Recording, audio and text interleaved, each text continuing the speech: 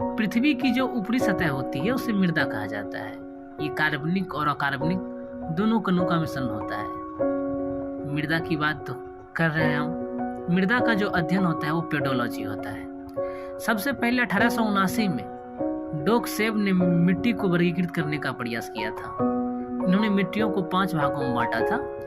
जलोढ़ मिट्टी, जलोढ़ मिट्टी को ही कछाड़ी मिट्टी कहा जाता है, काली मिट्टी या रेगुर मिट्टी, तीसरा लाल मिट्टी, चौथा लेटेराइट मिट्टी, पांचवा शुष्क मृदा यानी एरिड सॉइल।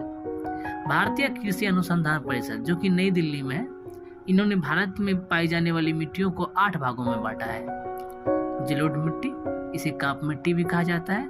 चलिए, दूसरा काली मिट्टी यानी रेगुर मिट्टी, तीसरा लाल एवं पीली मिट्टी, चौथा लेटेराइट मिट्टी, पांचवा शुष्क मृदा, छठा लवणीय और क्षारीय मिट्टी, सातवां पीटमय मृदा या जैव मृदा और आठवां पर्वतीय मिट्टी। सबसे पहले हम बात करते हैं जलोढ़ मिट्टी का। ये भारत के लगभग 43.4% भूभाग पे फैला हुआ है। ये जो है गंगा हिमालय से निकलने वाली जो 3 प्रमुख नदी तंत्र है, गंगा ब्रह्मपुत्र और सिंधु, उसी से बनती है, उसी के निक्षेपण से बनती है। इसमें नाइट्रोजन और फास्फोरस की मात्रा काफी कम होती है। ये काफी उपजाऊ होती है। 6.4 करोड़ हेक्टेयर में शायद फैली हुई है ये भूमि। इसे दोमट मृदा के नाम से भी जानते हैं, या कांप मृदा के नाम से, या कछाड़ी मिट्टी के नाम से।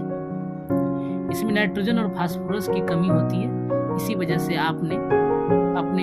अगर आपके इलाके में जलोढ़ मिट्टी का विस्तार है तो वहाँ के किसानों को यूरिया का प्रयोग करते हुए देखा होगा। यूरिया जानते हैं, यूरिया का सूत्र CONH2 का होल ट्वाइस होता है, जिसमें 46% के करीब नाइट्रोजन होती है। इसमें फास्फोरस का भी अभाव पाया जाता है।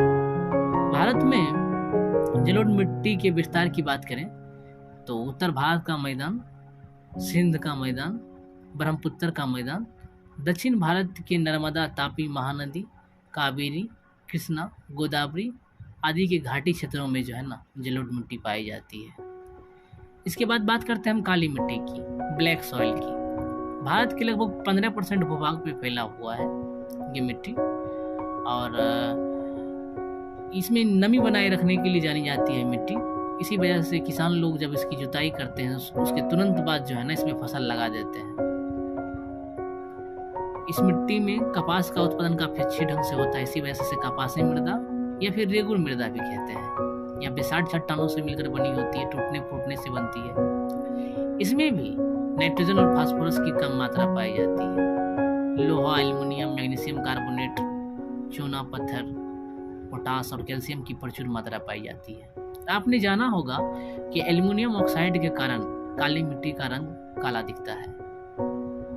अब इस मिट्टी के विस्तार की बात करें तो गुजरात, महाराष्ट्र, मध्य प्रदेश, आंध्र प्रदेश का पश्चिमी भाग और कर्नाटक का उत्तरी भाग आता है। अभी आपको पता होगा कि कपास के उत्पादन में जो कि काली मिट्टी के लिए उपयुक्त फसल है, इसमें गुजरात टॉप पे है। तीसरी मिट्टी की बात करें तो यह है लाल एवं पीली मिट्टी। ये भारत के लगभग 19% भूभाग में फैला हुआ है। क्योंकि इसमें फेरिक ऑक्साइड यानी लौह ऑक्साइड होता है, इसके कारण से इसे लाल मिट्टी कहा जाता है। लेकिन जब इसमें जल योजन हो जाता है, पानी मिल जाता है, तब इसका रंग पीला हो जाता है। इस मिट्टी में जो है मैग्नीशियम, नाइट्रोजन और फास्फोरस और पोटास की कमी होती है। इसमें मोटे अनाज उगाए जाते हैं, जैसे कि ज्वार हो गया, बाजरा हो गया, मूंगफली हो गया, अरहर हो गया, मक्का हो गया, ये सारी फसलें उगाई जाती है। लाल मिट्टी के विस्तार की बात करें तो तमिलनाडु में सबसे अधिक है, महाराष्ट्र के कुछ हिस्से में भी है, आंध्र प्रदेश में भी, झारखंड का जो छोटा नागपुर वाला पठार है वहाँ पे भी लाल मिट्टी पाई जाती है। अगली मिट्टी की बात करें तो यह है पीली मिट्टी। ये केरल राज्य में, मतलब यही में जल योजन हो जाता है तो पीली मिट्टी बन जाती है, तो केरल में पाया जाता है पीली मिट्टी। चलिए, लेटेराइट मिट्टी की बात करें तो क्षेत्रफल के दृष्टिकोण से लेटेराइट मिट्टी का चौथा स्थान है। अब ये जो है ना उच्च तापमान वाले क्षेत्रों में पाया जाता है ये मिट्टी। नाइट्रोजन, फास्फोरस, पोटास, चूना और कार्बनिक तत्वों की कमी होती है। ये काजू की खेती, काजू, चाय, कॉफी की खेती के लिए उपयुक्त मानी जाती है। काजू की खेती और काफ़ी अच्छी होती है। ये मिट्टी असम, कर्नाटक, तमिलनाडु आदि राज्यों में पाई जाती है। अगले मिट्टी की बात करें तो वो शुष्क मृदा है। इसमें लवण और फास्फोरस की मात्रा काफ़ी अधिक पाई जाती है, जबकि नाइट्रोजन और कार्बनिक तत्व की कमी होती है। ये तिलहन उत्पादन के लिए जानी जाती है। इसके अतिरिक्त मोटे अनाज, ज्वार, बाजरा और रागी इसमें उगाया जाता है। राजस्थान का जो थारा वाला क्षेत्र है वहाँ पर मृदा पाई जाती है। लवणीय या क्षारीय मिट्टी, इस मिट्टी को रेह, उस्सर, कल्लड़, रकार, थूर या चौपन भी कहते हैं। इसमें काफ़ी अधिक मात्रा में सोडियम, कैल्शियम और मैग्नीशियम होता है, इस वजह से यह अनउपजाऊ होती है। इसमें नाइट्रोजन की भी मात्रा कम पाई जाती है। यह मिट्टी का विस्तार जो है राजस्थान, हरियाणा, पंजाब, उत्तर प्रदेश, महाराष्ट्र और केरल के तटवर्ती क्षेत्रों में पाई जाती है। अगला है पीटमय मृदा। ये दलदली भूमि होती है और इस मिट्टी में जो है मतलब अधिकतर समय में बारिश के मौसम में खास करके ये पानी में डूबी रहती है और पानी हटने के बाद इसमें धान की खेती की जाती है।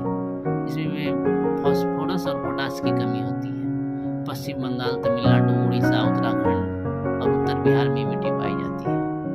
आपको पता होगा कि चावल की खेती इस मिट्टी में काफ़ी अधिक होती है, इसी वजह से पश्चिम बंगाल में सबसे अधिक चावल होता है। अगले मिट्टी की बात करें तो वन मृदा या पर्वतीय मृदा। पर्वतीय इलाकों में जो मिट्टी पाई जाती है तो उसे पर्वतीय मृदा कहते हैं। ये जो वृक्ष होते हैं ना, इसके पत्ते गिरते हैं, सर गल जाता है, जिससे वहाँ की उर्वरता काफ़ी अधिक बढ़ जाती है। चाय, कॉफ़ी, गरम मसाले, गेहूँ, मक्का, धान, ये सारी फसलें यहाँ पे उगाई जाती है।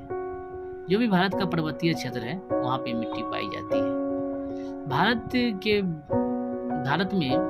के भौगोलिक विस्तार की बात करें तो 43% भूभाग पे जो है ना मैदान है, आप लोग याद रखिएगा, और 30% भाग पे जो है वो शायद पठार है, पर्वत है, और 27% भाग पे जो है ना पठार है। उम्मीद करते हैं कि ये वीडियो आपको पसंद आया होगा। नमस्कार।